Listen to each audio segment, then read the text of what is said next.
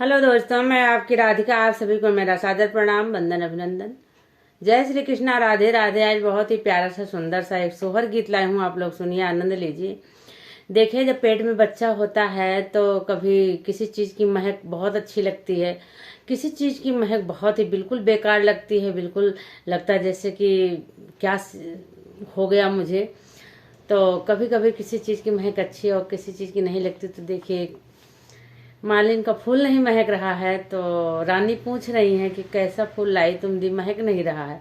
क्यों नहीं महक रहा है, ये तो बहुत बढ़िया महकता था पहले। देखो रानी, मालिन क्या बता रही हैं जो है रानी को। सुनिए, बहुत ही प्यारा सुंदर गीत है, आप लोग सुनिए, आनंद लीजिए, सपोर्ट कीजिएगा। बगिया से आऊली मालिनिया हो तो रानी उन से पूछई हो तो रानी उन से पूछाई हो।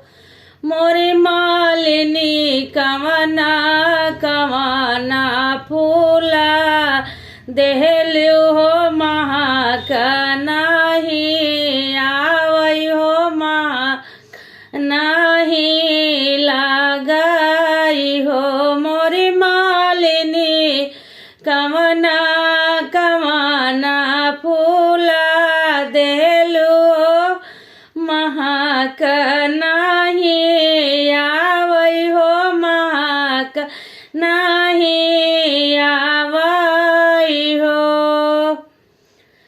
बगिया से आवाली मालिनिया हो तो रानी उन से पूछई हो तो रानी उन से पूछई हो।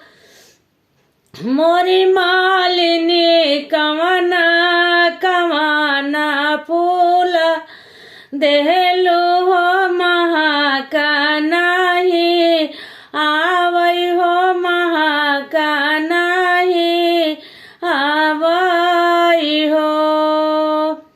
ये तो मालिन बता रही हैं, एक फूल बियाला दूसरा चमेली काई, दूसरा चमेली काई हो। मोरी रानी तोहरे गर्भ सिरी रामा हो फुलावा नाही महकई हो फुलावा नाही महकई हो। मोरी रानी तोहरे गर्भ सिरी रामा हो फुलावा नाही महकई हो फुलावा नाही महकई हो।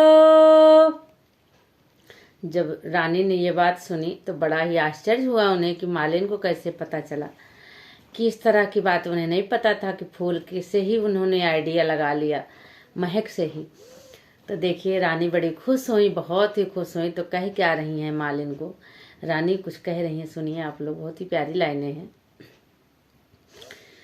यतनी बचाना सोनी रानी हो तो मालिनी से बुअलई हो तो मालिनी से नी बुअलई हो। मोरी मालिनी जऊ मोर होई है श्री रामा हो कंगाना पाही नौबई हो कंगाना पाही नौबई हो। मोरी मालिनी जऊ मोर होई है श्री रामा हो कंगाना पाही नौबई हो कंगाना पाही नौबई हो।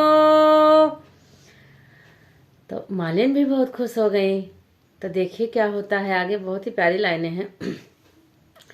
चैत महीना तिथि नवमी हो तो लाला ना जनम लिए लाला ना जनम लिए हो मोरे लाला ना भय अमली हो मोरी सखिया सारी नगर भैले खुशिया हो उठाना लाग सोहर हो उठाना लागे सोहर हो मोरी सखिया चाहुओर खुशिया है छाई हो उठाना लागे सोहर हो उठाना लागे सोहर हो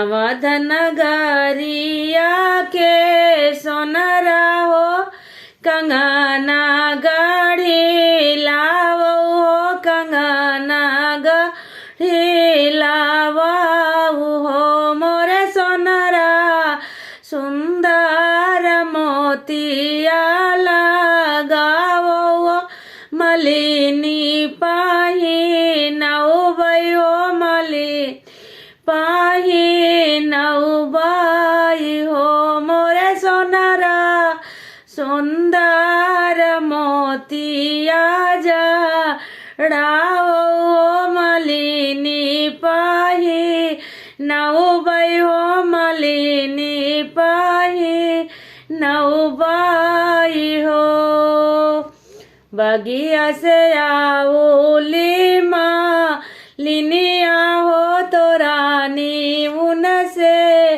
पूछई हो तो रानी उनसे पूछाई हो मोरी मालिनी कमना कमाना फूला देहलू हो या काऊ नाही महकई हो या काऊ नाही महकई हो।